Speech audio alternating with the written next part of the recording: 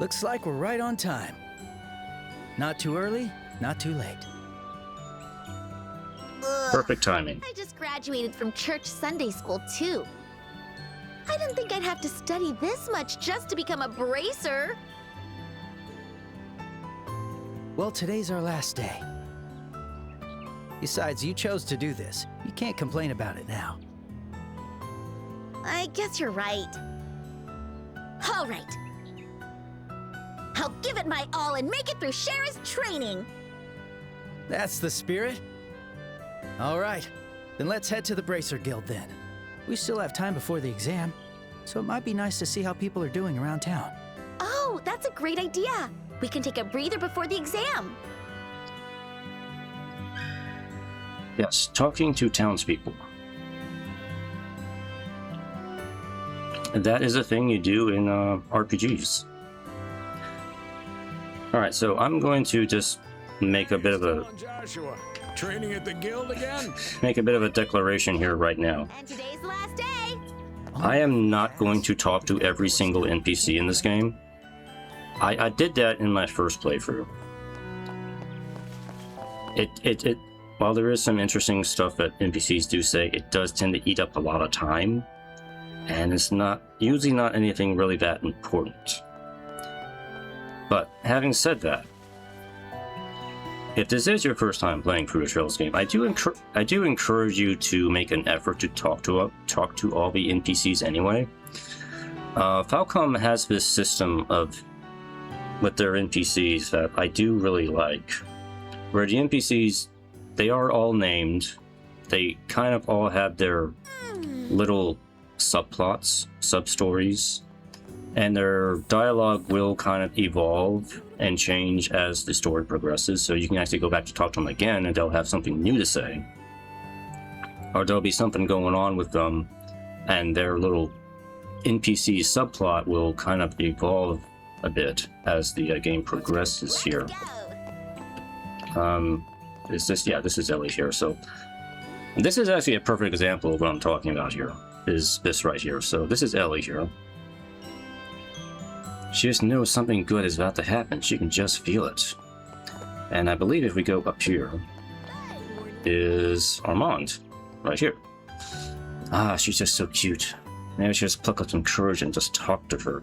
So this is a perfect example of an NPC subplot that this series likes to do. So Armand is interested in Ellie right there. And he's going to eventually work up the courage to ask her out and get to know her, and they're going to become a couple. And we're going to see them again as the story progresses. And their little subplot story is going to continue on kind of in parallel in the background of the main story here. So, and there's a few other little subplots like that are kind of go on in the background here. It's a feature I do really like. It's just, it kind of shows that the writers and the developers they want to try to make a realized and somewhat lived-in world with actual people in them, instead of just nameless NPCs or basically just background dressing. You know, these characters actually feel like they actually live here and they actually have lives of their own and everything. So, and that's a little story bit that I've always kind of really liked about this series. Like everybody's got names. They all got their own little things that are kind of going on with them. So if you do go out of your way to talk to everybody, you will kind of get to know the residents that live in these places. So, oh yes, I can get this book here. This is Luke's diary. He wants to become a bracer. That's someday. I'm not going to read all this out loud, but if you want to pause the video and read it, you can. But basically, he's a kid. He wants to be a bracer, because bracers are cool. Bracers are like the... They kind of look like friendly neighborhood watch mercenaries. Well, maybe not quite like mercenaries, but you know, as we'll see as we get into the first exam mission with Estelle here, we'll find out. I think that's Luke right there. So yeah. I'm gonna double check the map here real quick. So the map does kind of mark little pickups. That's the little green dot you see right there. So just make sure to grab these things here.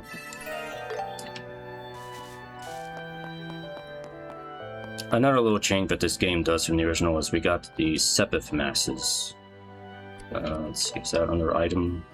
Yeah. The Sepith masses are basically a stand-in for money. This is a system that kind of came into the series later on. Because before this, you would just have the standard Sepith, which is the colors you see right there.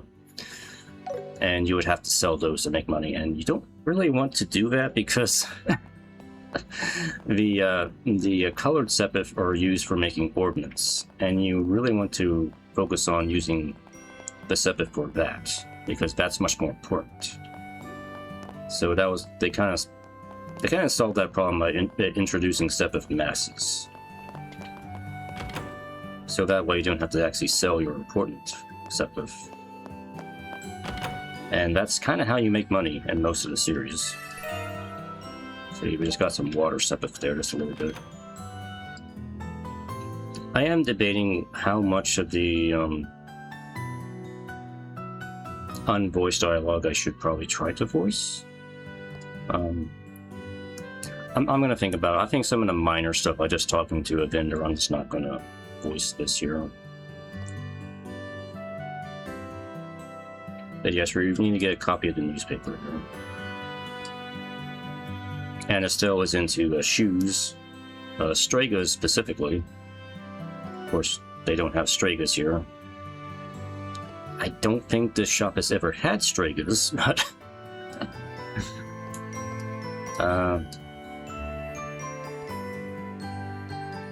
yeah, Scare is a prominent bracer, yeah, I suppose so. Can I buy stuff in there, or just... Okay, no, I can't buy anything. Oh wait, no, am I pressing the wrong button? Oh, yeah, I was pressing the wrong button. Yeah. I can't decide. Okay, shop menus. Can we just get the newspaper right now, or do we have to wait? Okay, yeah, I can't get it right now. There are more costume items you can buy from the vendors. They are a little expensive right now, but eventually. So, anyway, I'll get more into that later, because we'll have to come back here later as part of the tutorial anyway. Anyway, I think that's kind of everything worthwhile to look at in the town immediately here. So I'll come back to that later. I have to buy the essential stuff first, which is the newspaper. I have to do that after the tutorial. Oh, good morning, Estelle. Joshua? Morning, Ina!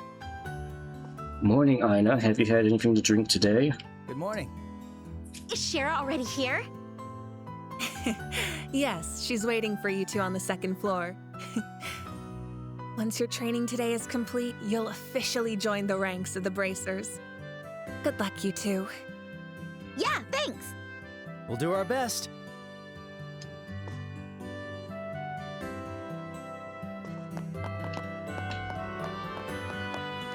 Option, yes. Okay. We'll just go meet Shara here.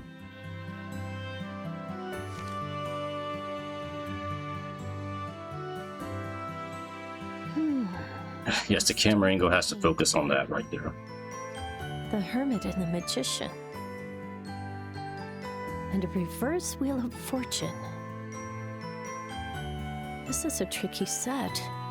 How should I interpret this? Shara! Morning! Oh, Estelle and Joshua.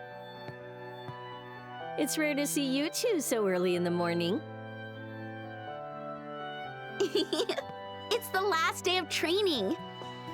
I want to get it over with and become a bracer already. As energetic as ever. But I'm afraid energy alone won't be enough to get you through today. You best be ready. Oh, come on! Not another word.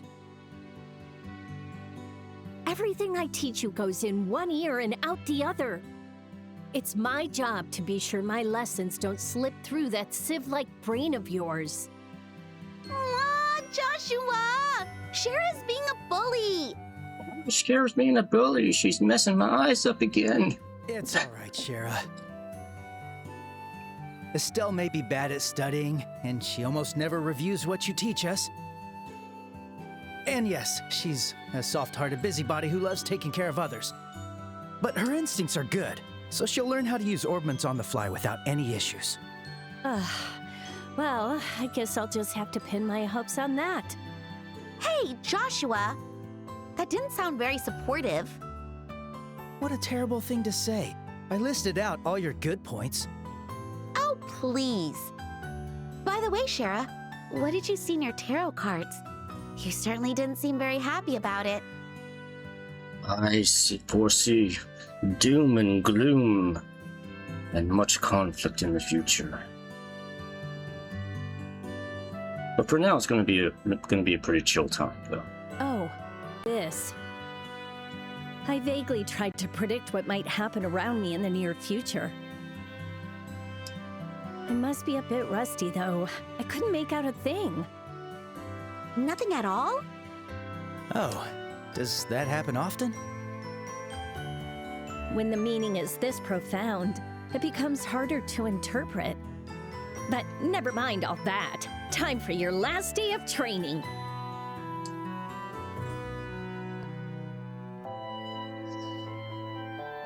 Alright, let's have a quick review of what you've learned up to now. If you're going to work as bracers, it's essential you know at least the basics. And that goes especially for you, Estelle, so you better be listening up. Yeah. So, what do you want to review? So now we have our opportunity to get a little bit of lore and sort of world building. Maybe not quite world building, but we get some background information on the world that we're going to be in here. So first off, we can look at orbments here. So orbments are mechanical devices that work by utilizing what we call orbital energy. They can produce a variety of different effects depending on what quartz or processed septium you choose to install into them. Believe it or not, it's only been 50 years since orbments were invented. However, nowadays, orbments are an integral part of society. You'll find them in weapons, magic, airships, and countless other everyday items, including washing machines. This wave of technological innovation is commonly referred to as the Orbital Revolution. Did you get all that? Now, bracers. Bracers are combat and investigative professionals who work to keep the peace and protect civilians in their respective regions. They aid their communities not just by culling monsters and preventing crime, but also by finding lost items or escorting cargo, among many, many other miscellaneous duties, as we will come to find out in this game in particular. The Bracer Guild has branches stationed all over the Zemurian continent to manage all the different bracers in each region. So just so you know, we are in the Zemurian continent. Pretty big landmass full of various countries and kingdoms, and the kingdom of Libero is only a small part of that. Anyway, more info about the bracers. The Bracer Guild is a worldwide association established 50 years ago. In addition to those located in Libero, there are branches across the continent, all contributing to local peace. We actually do get a little bit of a map of the rest of the Zemurian continent in the background there, so I just want to point out in the red circle in the bottom left, that is where the kingdom of Libero is, right there. That's where we're going to be for a while. So just north of that is the Empire of Erebonia. That's that big area to the north. And if you go to the northeast, kind of the big area over there, that is the Republic of Calvard over there. And there's some other places like way up in the north, which you can't really see too well. You can see the Nord Islands a little bit up there. Unfortunately, Crossbell is kind of covered up right there, but it's kind of underneath the emblem there. So, all future places where much more stuff happens later on. In fact, their neutrality has helped them mediate conflicts between nations, such as the war from a decade ago. Having said that, the Guild is perpetually short on personnel, precisely because there is such a high demand for their aid. Alright, you got all that? Alright, now let's talk about the place we're going to be. The Kingdom of Libero, not liberal, which we call home, is a nation rich in nature and tradition. It sits on the west side of the Zemurian continent, kind of like the southwest side of the Zemurian continent.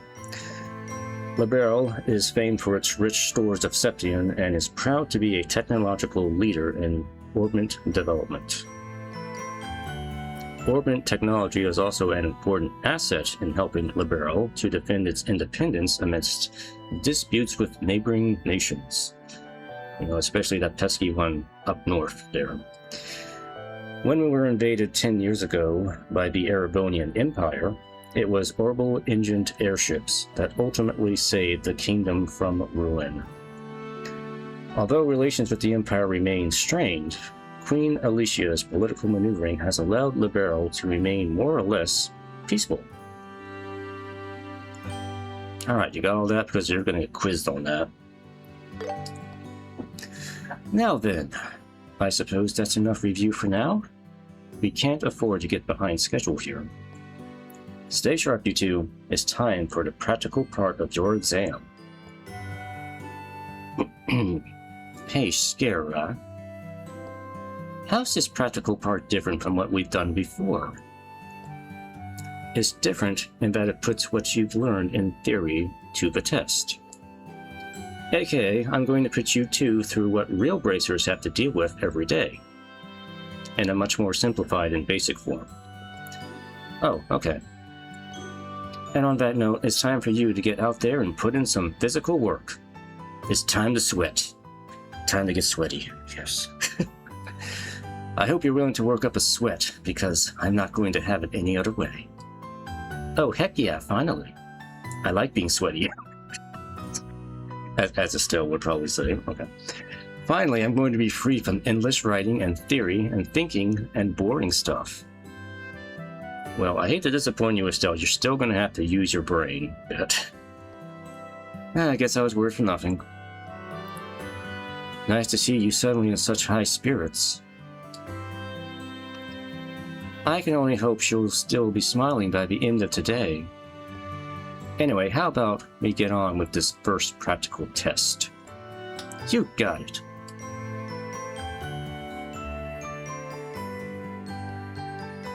First off, you'll have to confirm the details of the job you'll be taking on. But before that, there's a little something we need to give you. Aina, are they ready? For the thing, the big thing? Yes. Great. Now go on, you two. Take one for each of you. The most important thing any character in this game can have. A book. But actually, no, really. This first game introduces the idea of the Bracer notebook, which is basically a advanced form of a quest journal. And they kind of keep this system going throughout the rest of the series, and it's actually a pretty good system. I like it. So it's definitely one of the better quest journal systems I've seen in an RPG game. And I'll kind of show you why here in a bit. Anyway, whatever you do not lose these. They're going to come in very handy. The Bracer Notebook.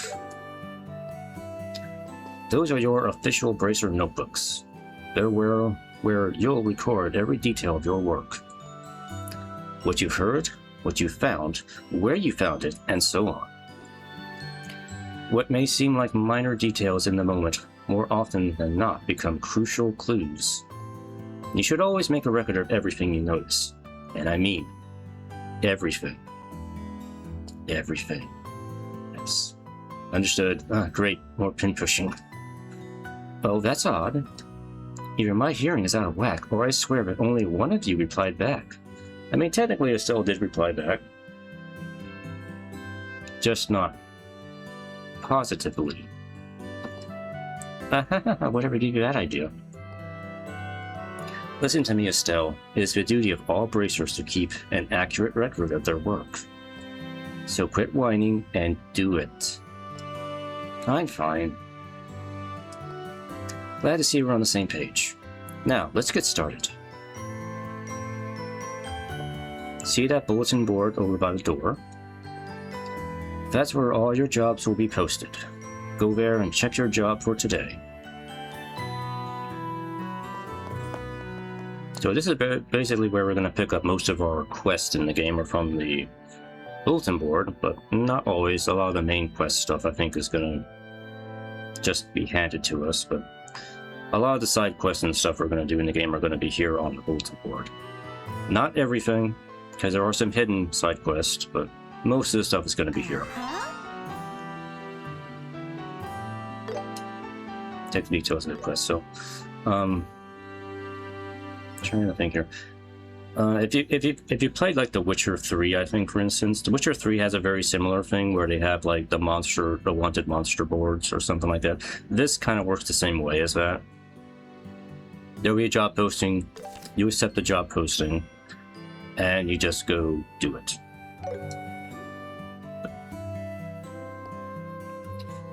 Job details on the bulletin board and important work-related events will automatically be recorded in your Bracer notebook. And a little bit about the Bracer notebook here, record the details of the quest, everything, blah, blah, blah. Okay. Okay, RB and B to open the notebook. Which is, they got this nice little quick menu that kind of cupped up in the corner there. So Bracer notebook, let's take a look at that. Be able to view general statistics, blah, blah, blah, blah, blah. You are able to view general statistics of the game, such as the number of completed requests and battle victories in the records page of the Bracer notebook. You can request, go through the tabs, and blah. So we got the main page on the notebook. This basically is going to show our Bracer rank, how many Bracer points we have accumulated throughout the game. That determines our rank, and also gives us special rewards for meeting those ranks. On this page, you have to see our individual quests and how they're summarized. So our first quest is going to be search for sewers and retrieve the items stored inside the treasure chest. More details speak with Scarazard. Alright, good. Looks like you've gotten the hang of using the bulletin board and notebook. Checking the bulletin board is one of our Bracer's most fundamental tasks. It's also our duty to keep tabs on what's posted there so we don't miss any urgent jobs when they pop up. Man, it feels suffocating just listening to all these rules and duties. It may certainly feel that way, but it goes to show just how much responsibility comes with being a Bracer. I don't think any Bracer worth their salt does things half-heartedly. That's absolutely true, Joshua. Absolutely true. You know what? You're right, Joshua. I've got to go into this full-heartedly. Looks like you're finally starting to fix that mindset of yours. Yep, I'm feeling all pumped up now. Well then, let's get moving before all that motivation flattens out. So what are we doing next? Next, we must get the next most important thing that every character in these games needs to have. So next we'll be going to Mr. Melder's workshop across the road to learn how to make the most out of his factory's services. He's kindly taking time out of his busy day to accommodate us, so make sure you remember your manners, okay? Sure thing.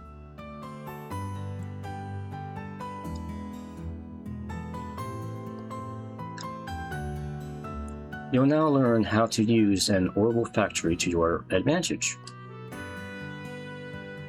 Here you can modify your orbits and synthesize quartz, which will allow you to use orbital arts. Arts can have a wide variety of effects, and mastering their use will save your skin in more ways than one.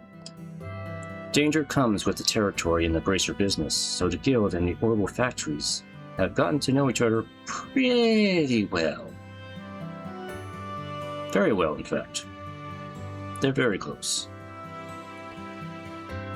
Right, that's about all I can explain for now, without getting into more details. I'll let the expert here handle the technical side of things. You mind taking it from here, Mr. Melders? Not at all. So, what do you kids want to know? So, there's more stuff we have to quiz ourselves on. I tell you what, there is a lot of tutorial stuff we gotta go through in this first episode, so, or part, if you want to think of it that way. So, alright, orbit. Orbits are machines which utilize quartz attachments to produce all kinds of different effects. As you can guess from that definition, the lights in our homes and streets, along with the engines in our airliners, are also orbits. For today, we'll be focusing on tactical orbits, which heighten physical abilities and make the use of magic possible.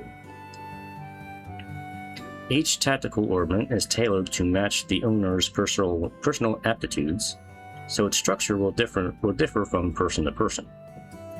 To be specific, the type of fixed elemental slots and the lines connecting them vary, but we won't be sifting through the weeds of all that today.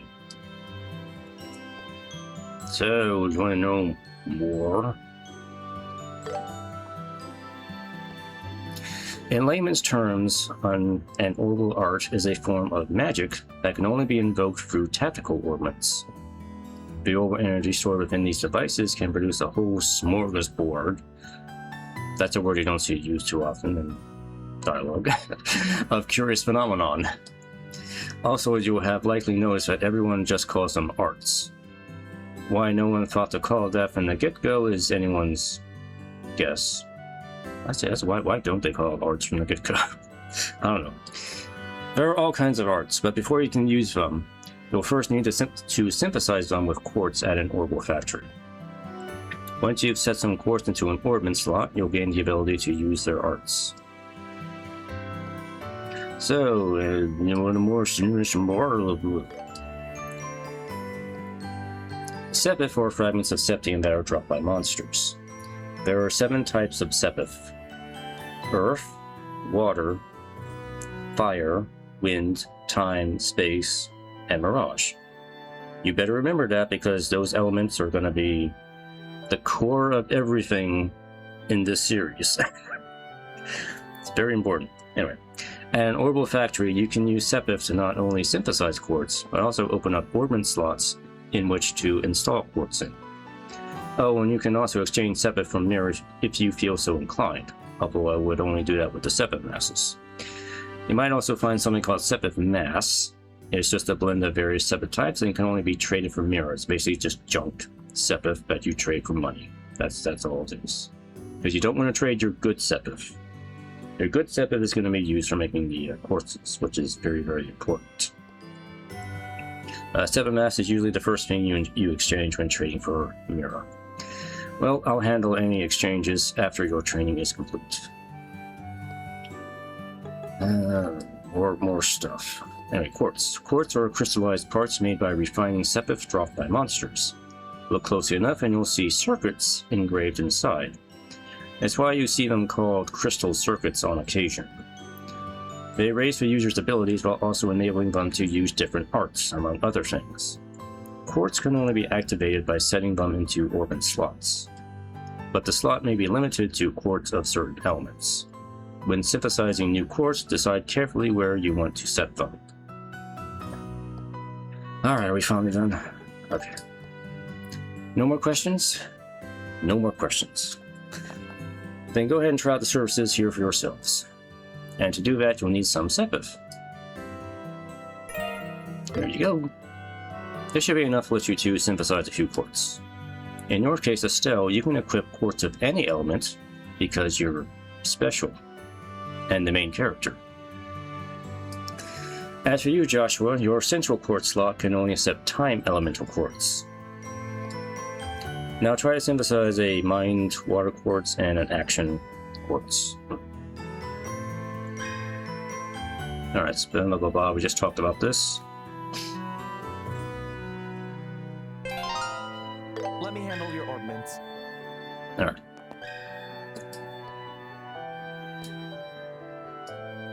What do we need? Alright. So we need to get a mind one and an action one. So that's the first one we gotta do, so. That costs 50. Alright, it's decided. And an action. I got it. Now we can get a few others here as well. The only problem is that we're probably not going to have the slots unlocked to use these right now. I'll take a look in a second. Come again. Alright, so we got that. I see you've got some quartz synthesized. Now let's use those to try and increase the number of arts you can use. Estelle and Joshua, set quartz into your orbits so you can use recovery and attack arts. And continue. Alright, orbits. So, what? Okay, go. This just kind of talks about the orbit system real quick here. So, yeah, water elements. Okay, two. Big lines. Alright. Alright, so I just want to kind of... I know we kind of just went over all this stuff in the lore drops here, but... I do just kind of want to show up how the orbit system works here and try to explain it a little bit here. I do find this to be a very creatively interesting magic system. So basically you have these mechanically powered handheld devices that characters use. They put the quartz into these things. This determines the type of spells or magic they'll have. And Joshua, we'll get the action quartz here. And as you can see, you can slot in like 6 different elements quartz in here. In Joshua's case, you can see this one's kind of marked in purple here, as well as that slot right there. So he can only put a time quartz into those slots. He can't put anything else in. But white is kind of a open slot. It's a free-for-all slot. You can put anything in those. So I can see Estelle can use any quartz basically. The other thing that you kind of want to take note of here is the way this is arranged here. So there's these circuit lines. So Estelle has 2 circuit lines. She has one here and another one right here. So, and when you put a orbit in there, it basically has an element number assigned to it. An element value is what they say here. So the mind one has a water element value of 1. And you can put another orbit here with whatever values, and those values will kind of add together along the line. And as they get added together, that gives you access to more spells and more arts. In addition, kind of these base elements give you a stat boost, like the mind element. This mind sepith here gives you a boost to ATS power, while action gives you a boost to speed. So this is something to kind of important to kind of keep in mind when you're using this system. I actually do like this system. It's a pretty interesting system. It can be a little it can get a little complicated for new players, I think, to try and understand how this works, but basically what I just told you there is how it works. You have to add up the element values of the quartz you put in, and that determines the type of spells you get. So I think it's a neat little system. They don't continue with this type of system for the entire series. They kind of switch over to a more simplified system in the Cold Steel games. But the basic idea is kind of still there. It's just not as complicated as this anymore, but it is kind of a shame too, because I do kind of like the system. You also start to get away from the mechanical clockwork look for ornaments, which I do kind of miss. Really, I think this looks really neat.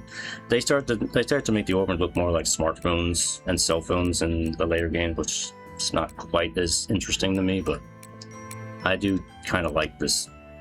I like this visual aesthetic, and design here. It just seems unique. It has a very magic steampunk feel to it, which I do think is a lot more interesting than a cell phone. That's just my opinion. But anyway, that's what we got for magic here. So Joshua has the solar art, and Estelle has Tear, which is a healing art, and Aqua Bleed, which is a water attack. So, and that's all we have right now to work with, which is not much. Okay, that's both healing and attack arts installed. Having a well-rounded balance of arts between yourselves is key if you want to get through battles in one piece. You should also keep in mind that usually the stronger the quartz, the higher its elemental values are. That's why it's a good idea to try out new quartz the moment you get your hands on them. Okay, there's just one last thing you need to go over before you finish your orbital factory training. And that's how to open up new orbment slots, which is very, very important. The more slots you have open, the more options you'll have at your disposal. Unlocking slots will also increase your EP, energy points, which is kind of the same thing as MP in other RPG games, which you'll need to use arts and boost your art strength, which is ATS.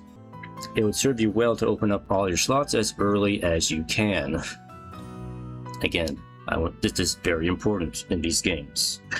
Usually when I'm playing these games, one of the first things I try to focus on doing is opening up slots. I don't focus too much on trying to craft quartz, because usually as you're playing you will find quartz in treasure chests or from monster drops. But opening up slots is something you specifically have to do at the orbital factories to do. And you can find quartz in the wild and everything. But if you don't have the slots opened up, you can't use them. It's important to realize that. So opening up slots is the first priority.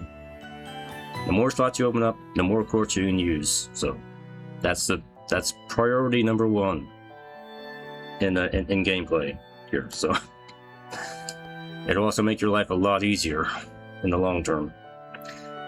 Now, anyway, use this step to open up a new orbment slot. You two can decide among yourselves which one of you will get a new slot. Alright. I'm hoping we have enough to open up a slot on both Estelle and Joshua, but we'll see here. What to pick, what to pick. Use Seppa to unlock a slot and either Estelle or Joshua. Blah, blah, blah, blah, blah, blah. Okay, yeah. So let's see, this is going to cost 20. This costs 50 here. So there's different costs for each of these slots, so I guess we'll unlock Estelle here. And can I get one for Joshua? No, I cannot. Yeah. I need like 20 more time Sepith to get him unlocked. So Joshua's going to be gimped a little bit for the moment. That means I can get another Sepith here. Another quartz here. Let's see which we should get. Attack quartz is always a good option. Pete. I'm gonna get an attack quartz. I made up my mind. Alright. Come again. Let's pop that in real quick, you know. So that also gets her a firebolt. And attack will give her increased attack power too, so that's always good. Generally, just a quick tip here. When it comes to quartz, usually my priority in these games pretty much goes from speed, HP, and attack power, kind of in that order. Speed comes from action quartzes. People will tell you this, and this is absolutely true, that speed is everything in these games. It is such an important stat because speed will give you more turns in combat, which means more times to act, more times to deal damage, more times to protect yourself or heal up or do whatever. So speed is the most important stat to have. So ideally, I would like to get 2 action quartzes, but one on Estelle as well at some point. And HP just increases your HP, so you have more survivability, and attack power is just, well, more attack power, you do more damage. So Everything else is kind of like a situational, depending on the character, so that's my general priority is what I go with. I see what you have a new slot, Estelle. Your center slot has no elemental restrictions, which makes it quite versatile. Right, that's your orbital factory training all wrapped up. And with that, it's finally time for your main event, your qualification exam. Wait. What qualification exam? I don't remember hearing anything about this. I was going to say you can't be serious, but then I remembered your brain is a sieve. We literally just talked about this morning over breakfast, remember? Oh, right. I'm kind of remembering it now that you bring it up, but those yummy fried eggs are clouding up my memory. Estelle, stop thinking with your stomach and start thinking with your brain. But enough distraction. Let's head to the testing site. Huh? You mean right now? Hold on, I still need some prep time. Well, you'll have time to prep while I drag your sorry behind to the testing site. Come along. Joshua, save me! My eyes are gone! Mr. Melders, Freddy, thank you very much for all your help. No problem, and good luck on that exam. We'll be reading for you. You hear me, Joshua? You'll rue the day you so cruelly ignored this fair maiden in her hour of need.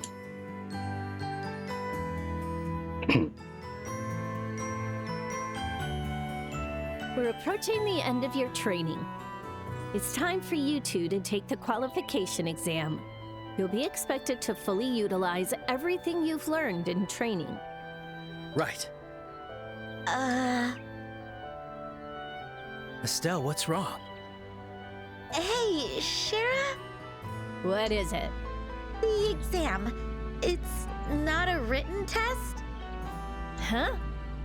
Estelle, didn't you read the bulletin board? Estelle, I'm sure you read the bulletin board. You went through the tutorial. Bracers, as in their real professions, don't sit around doing written tests. Well, sometimes they do, but not in this case. Yeah, I did. I made you take notes and you still don't remember? It said you'd be searching the sewers. That's the exam. Yes, we're starting out with a sewer level. Oh, thank goodness! Ah, Helios, goddess of the sky! I thank you for your mercy, blessing us with these wondrous sewers! Yes, these wonderful sewers. Wait, did you think we had a written final exam? Is that why you were freaking out at the workshop? Such sweet nostalgia. 'Tis but a pleasant memory now. At this rate, I wonder if we really will be able to pass. What? Rude! All right, you two, that's enough chit-chat. This is an exam, so take it seriously. If you fail, you're gonna be in for some truly grueling training. We'll be fine. Now bring on the exam. You sound confident. I hope you'll bring the results to back that up. As the bulletin board said, the exam is a sewer exploration. The objective is to retrieve the contents of a certain treasure chest located somewhere inside. The tunnels are pretty straightforward, so you shouldn't get lost, but the monsters down there are no joke, so don't let your guard down.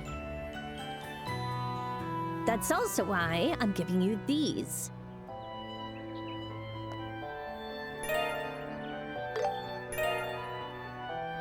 Some basic healing items and the combat book. That's a combat handbook. It's for recording information about the enemies you come across. If you discover any enemy's traits, remember to record them right away. I see. Information is what decides battles, as they say. That's what you mean, right? Exactly.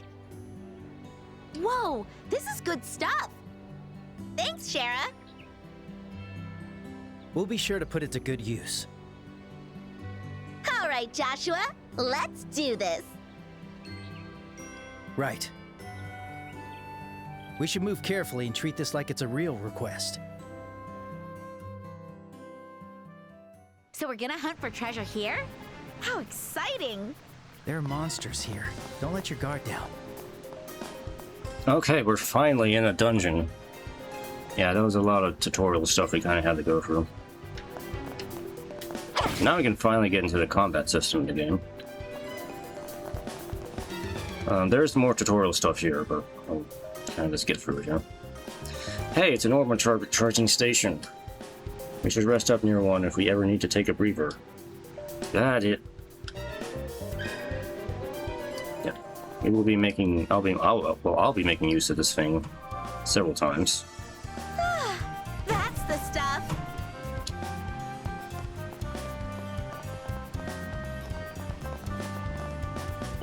Actually, I probably should drop a save.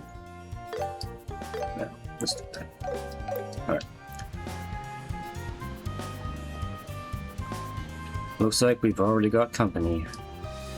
As long as we take them out quickly, they shouldn't be a problem. Let's do this, Estelle. Let's murder some sewer rats. Yeah, they won't know what hit them.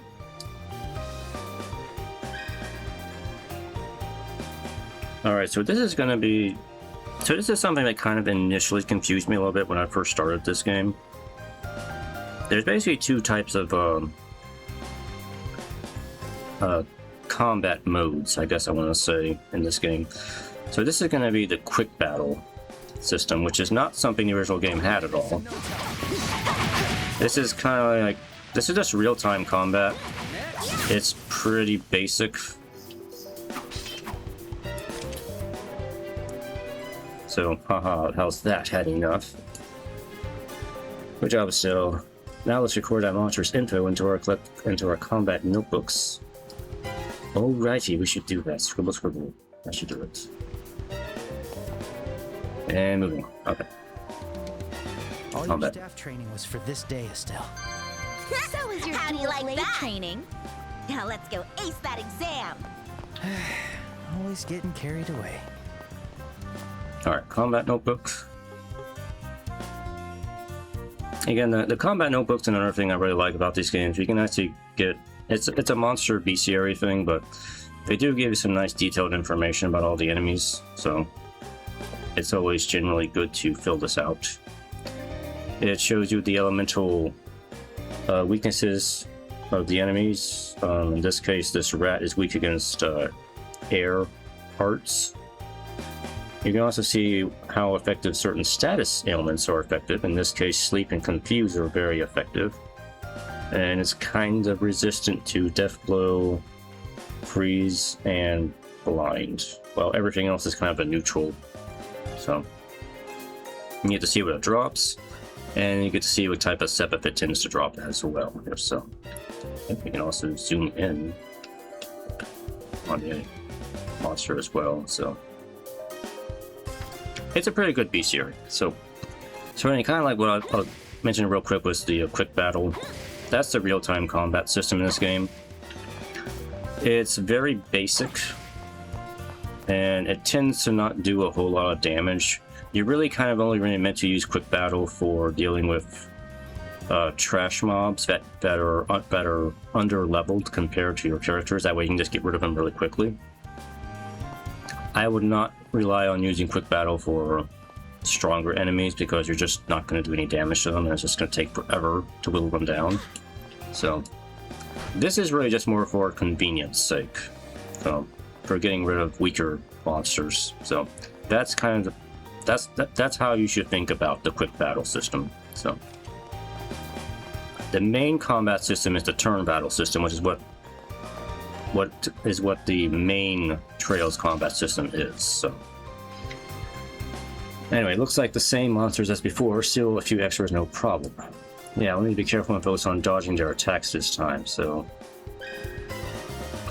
for quick battle, we can do dodging, which is a nice thing to have. You dodge at the right time, you can get a little bonus.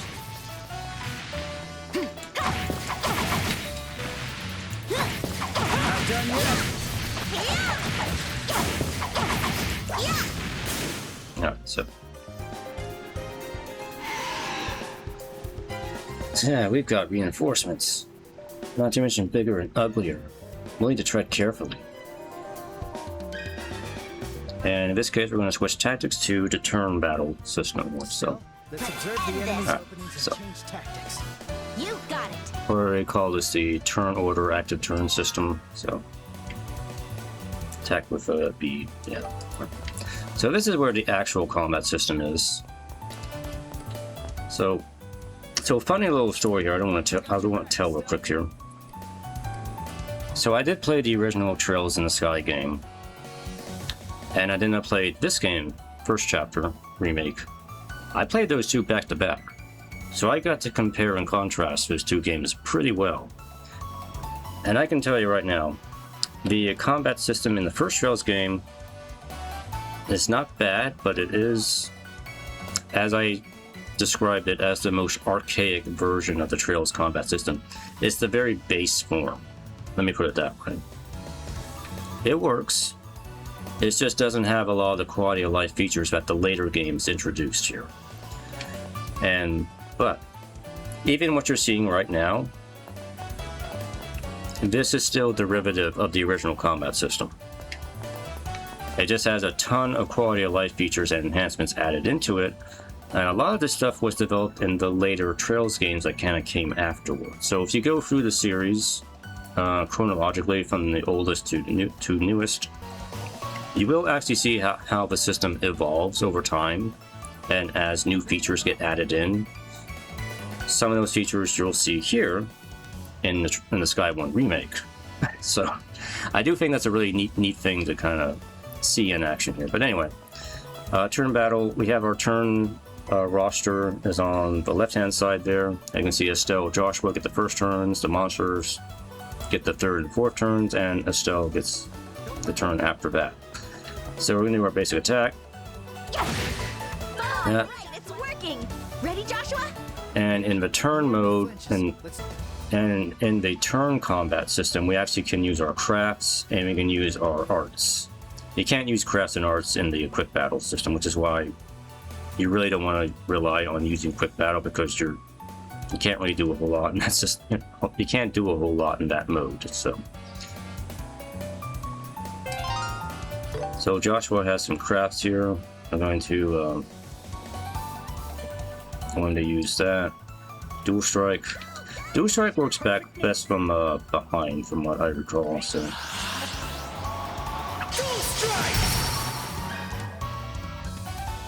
The enemy is stunned, and we can do a brave attack as a follow-up attack.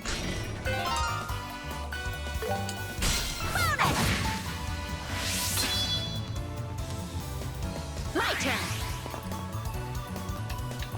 And Estelle has her own craft, which is the Hurricane skill. Hurricane is a very, very useful skill for Estelle early on in the game, because it's just a big AoE attack.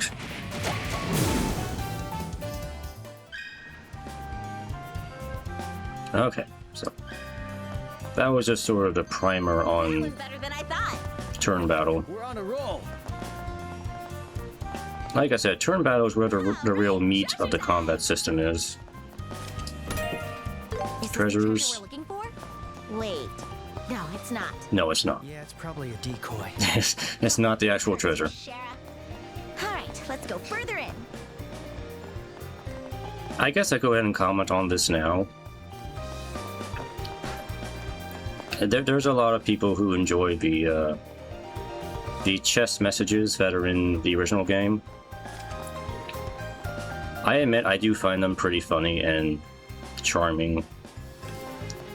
The thing is that I think some people need to understand is that the chess messages were something that was purely invented by Xseed, the localizations team. That was not something in the original game.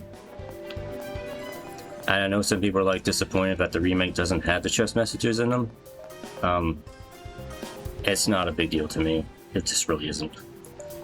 I mean, the original game didn't have them.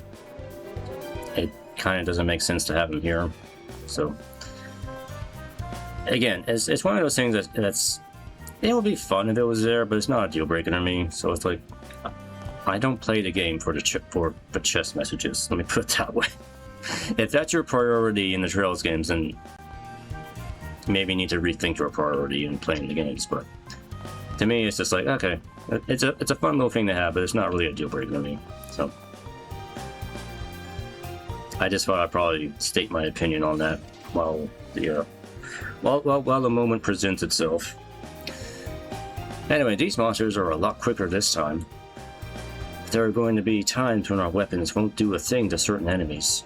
We need to also start using arts from here on out. The only thing is, arts take time to cast. We'll need to switch up our tactics. Got it. So Time to hit him with some majestic. So these enemies, we have to use arts on. You can try to physically fight these things. They just have a very high evasion rate, so it's not very effective to fight them physically. Arts have a 100% guaranteed chance to hit, so that's why you want to use an art on something like this.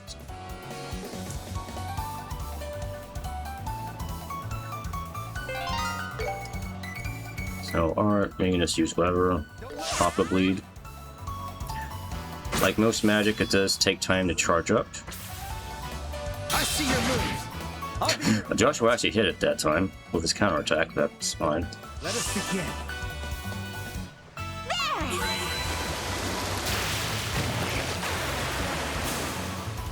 Sit.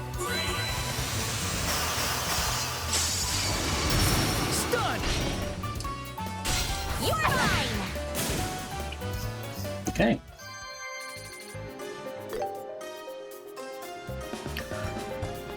Oh, we also got a quick access to our arts as well, which is nice to have if you want to heal up.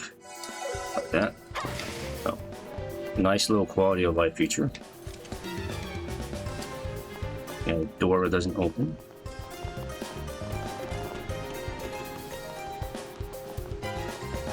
And some more rats.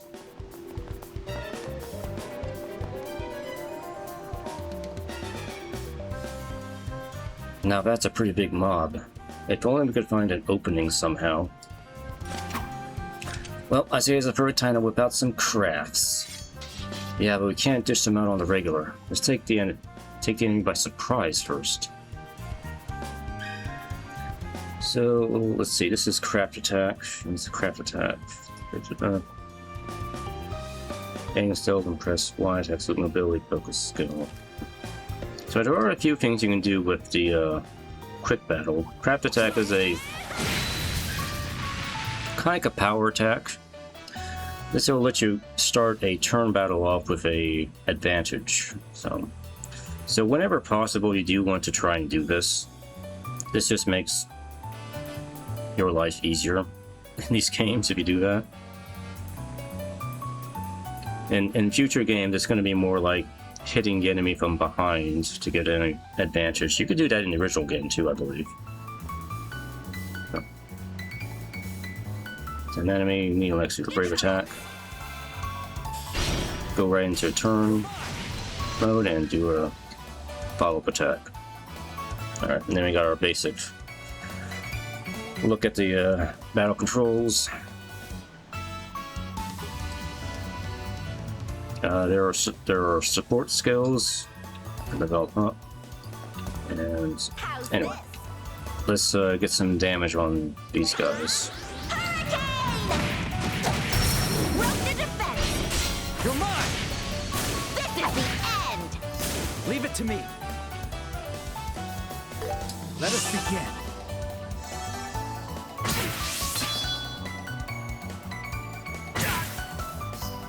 Sit. It flinched. Bonus. Let's go.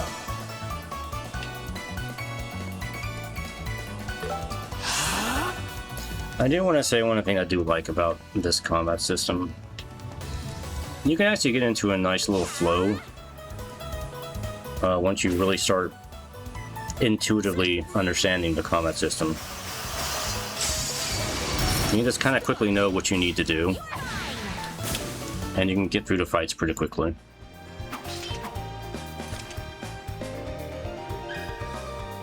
Okay, so we got that. Oh, we got a level up too. I have to keep getting better. Yep. I'm looking at the map here. Okay, so before we get to the actual end of this here, let's go back and... Actually, no, I don't need to heal up, because we gotta level up. We healed up anyway, so we're good to go. And this is the end right here. Let's see.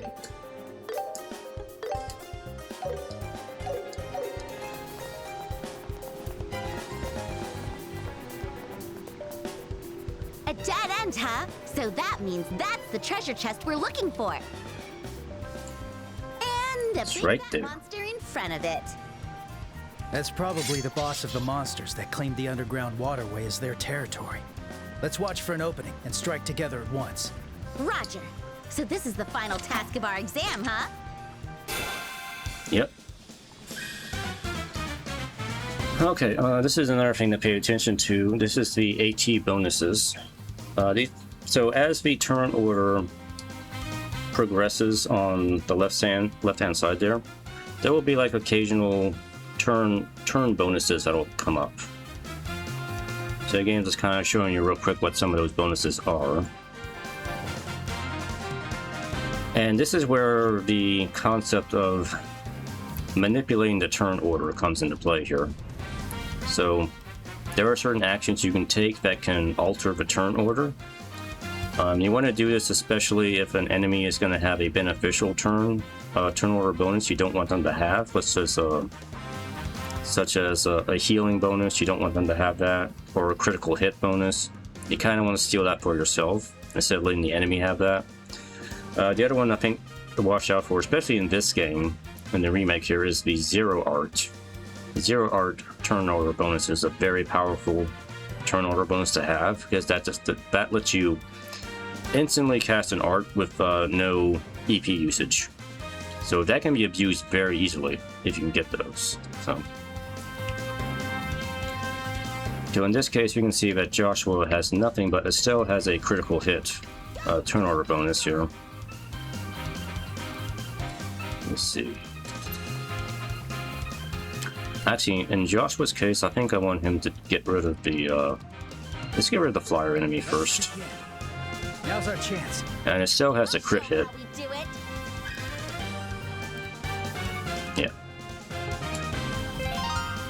So we'll have her use a craft to hit these enemies. Come on, game, just let me do the thing now. This. Prepare yourself. Yeah. And we can do a chain hit. Why? Joshua. Got it! This is basically a combo hit. Hits all the enemies. That actually took all of them out. Leave it to me. So now we just have the boss to deal with. Oh, this is something else I didn't really mention earlier. Do you see what I'm doing here? I can freely move around and rearrange the character's positioning basically anytime during their turn. And I just want to point out that this is such a great feature to have that most of the Trails games don't have. In the original game, you had this grid system, and in order to change positions, you actually had to waste a turn changing positions. And it's kind of been that way for most of the Trails games. I've only played up through Cold Steel 4, but it's kind of been that way up until then. I think only in starting in the Calvert Art games, the Daybreak ones, they actually give you the option to move around like this, I think. Because I think this system is supposed to be based more on the Trails through Daybreak system, but this feels really good. I much prefer this system to wasting a turn on movement, so I just thought I would say that here. I kind of want to get Joshua behind this thing here, so I think we're just going to skip a turn. I forget what's the best way to do that. Oh, guard. Guard, okay, we do have a guard option. It's no use. Not something we have in every game. Estelle is hurting. Let's just use an item here real quick. There. Leave it to me. Hey, you got a Zero Art. Free hit. Let's go. And now can I get him behind here to use his craft? Dual strike! It flinched! Keep at it! Okay. Here, Estelle. So this thing is this thing is knocked out temporarily, so it should be able to get some more brave points by attacking here. Too slow! Leave it to me. Here, Estelle. I'll show no mercy. Oh, luckily I managed to kill that thing before it got the crit turn order. I got it. My new Hey, and Estelle got her morale craft, and Joshua got the flicker. Both of which are pretty good to have. Just to show what those are, we'll click here. So morale is just a buff skill. Increase strength and defense for 3 turns, as well as CP regen. This is honestly a really good skill to have. It was not nearly as powerful in the original game, so... But yeah, that's... I'm going to be using that a lot, I can tell you that right now. A flicker is basically a line attack. This is pretty good for Joshua because it lets him be able to hit enemies from basically anywhere on the map, on the battle screen, even if they're like really far away. So, and I think that has a it does have a delay effect too on it as well.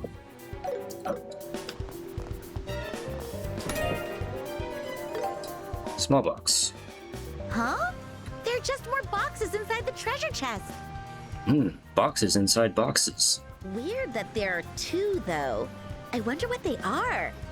Estelle, our mission is only to search and retrieve. Investigating the boxes themselves isn't part of the mission. Ugh, Joshua, loosen up, will ya? It's not about the job. I'm just curious. I mean, there's nobody here. Shera'd never know if we took a little peek, right? Oh, she'd know. If you want to fail, I won't stop you. Fail? That's always a possibility. If this was a real job, those boxes would belong to the client. Unless it's something illegal, we have no reason to look inside. All right already. If you're really that curious, why not just ask Cher about it later? Anyway, we should get going. Don't let your guard down. Right. We have to take the boxes back, so don't drop them in the water, okay? Like I would. What do you take me for? Yeah, don't be silly. Thank you for Estelle. Cheeky as ever. Alright, so we're done with that. Done with the tutorial dungeon. Welcome back, you two. Now, show me what you found down there. Yep, those are the real deal. No signs of tampering either. I didn't want to mention this at the time, but I was trying to remember if there was... I don't know why I vaguely remember there being like an option to investigate the boxes or not beforehand. I don't know if my memory is not correct on this here. I thought there was like a choice where you could tamper with the boxes ahead of time or not, but I guess maybe there wasn't. Oh, that was close. I knew it. All right. Congratulations, both of you. Easy as pie. So, Shara, what's inside those boxes? You'll find out as soon as our training is finished. Anyway, that's enough chit-chat for now. Your training isn't over yet, you know? Oh, really? But didn't we just pass the exam? You still need to report it. I know you're both exhausted, but you always need to report into the guild. Oh, there's more? Yes, there's the last part. You actually have to complete the mission or the quest by actually reporting it in. Fine. Looks like we've still got work to do. Right, just a little more to go. But this is the easy part. You just have to go back and talk to Ina. The final part of your training is how to officially report to the guild. Once you finish a job, big or small, you must always report the results to the guild. It's your duty as a bracer to provide details on how you completed a job, as well as the process you took to do so. Each guild branch has a receptionist that handles the reports. Ina, who you're already very familiar with, is in charge here at Roland. Oh, and this is also where you'll receive compensation for your work. I look forward to working with you two. Well, what are you waiting for? Go ahead and report today's training.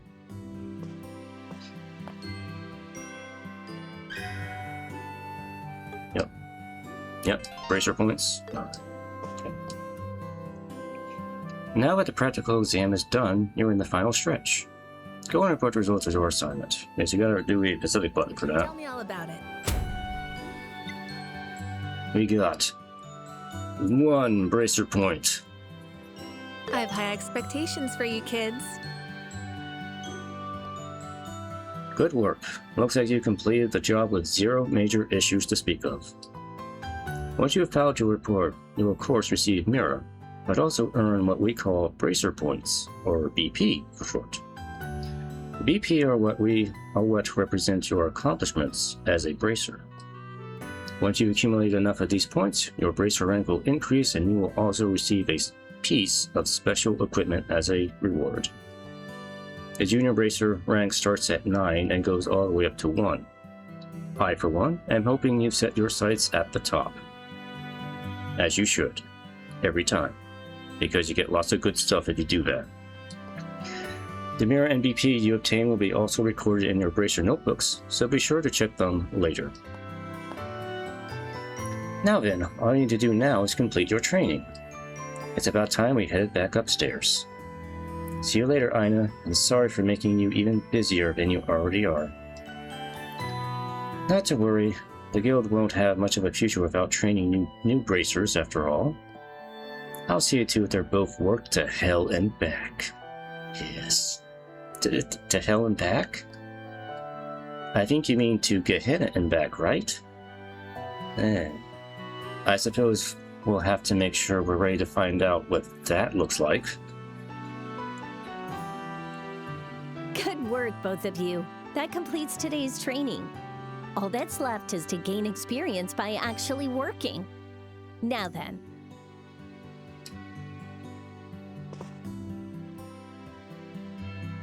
What's in the box? Oh, What's in the box? Yes, they're the ones you retrieved during the exam. I had a feeling you might be interested to know what was inside.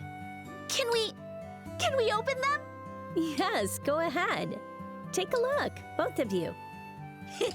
Yay! Well then,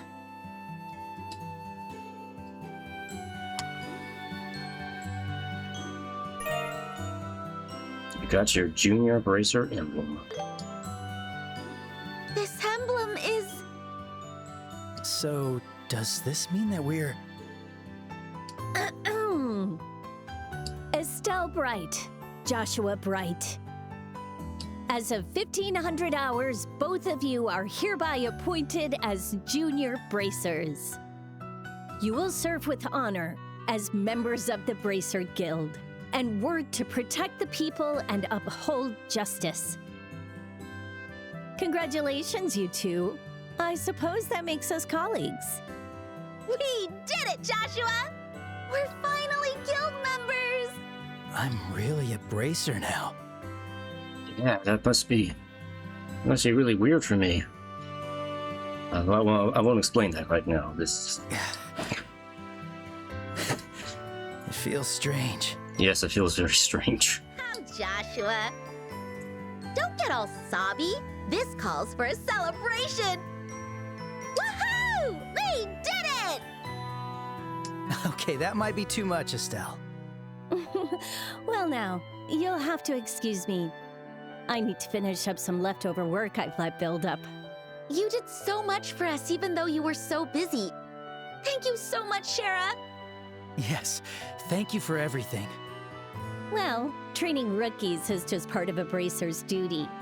Master Cassius was my mentor back in the day. Oh, right! That's why you call him Master! Well, that's one reason anyway. Both of you should aim to become full bracers and train juniors of your own. And strive to become excellent bracers like your father. I'll see you kids around.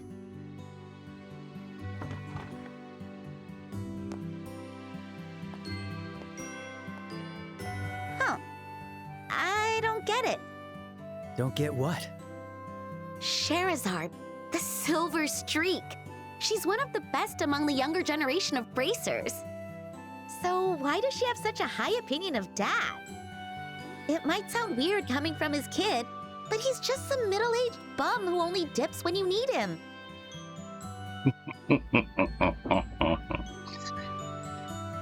You know so little, Estelle.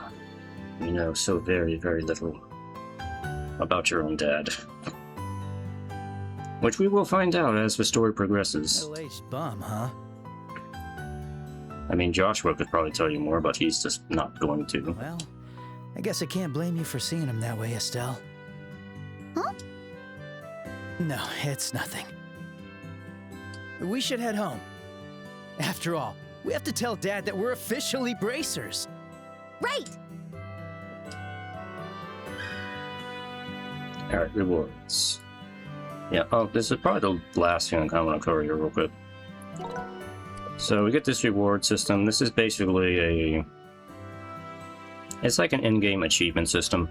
You can get some special stuff by meeting certain milestones or objectives while you play the game.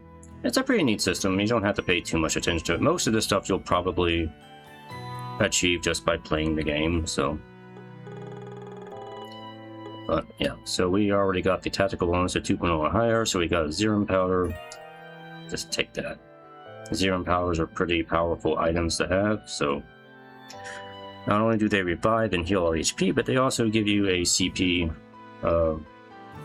heal as well. So CP 100, you can do crafts right away immediately. So they're always very useful items to have on hand. But as you can see, there's a whole bunch of stuff here. So I probably won't do every single one of these in this playthrough, because I've already done this before on my first playthrough, but most of these will be achieved naturally as I play anyway, so unless there's something really useful I might go out of my way to get, like maybe the EP2 here, or more money, which is always useful to have here. So anyway, I think I'm going to stop here. This is a good place to stop here. So Estelle and Joshua are now officially bracers now. Only junior bracers. I do like the nice little detail, but you can actually see the bracer emblems on them now. So Joshua has his on his belt right there, and Estelle has hers on her apron right there. So nice little detail. But anyway, yeah, I'm gonna stop here for now. This part probably gonna be split into 2 parts here, because I do want to try and keep these videos. There we go.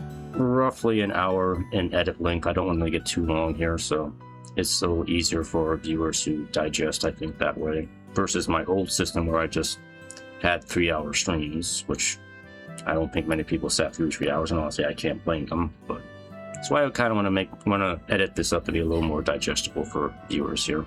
So anyway, I hope you enjoyed, and I'll continue this next time, as I am kind of starting over on a new channel here. I do hope you like, comment, and subscribe if you want to see more here. So, and I hope you will enjoy this series as I get further into it.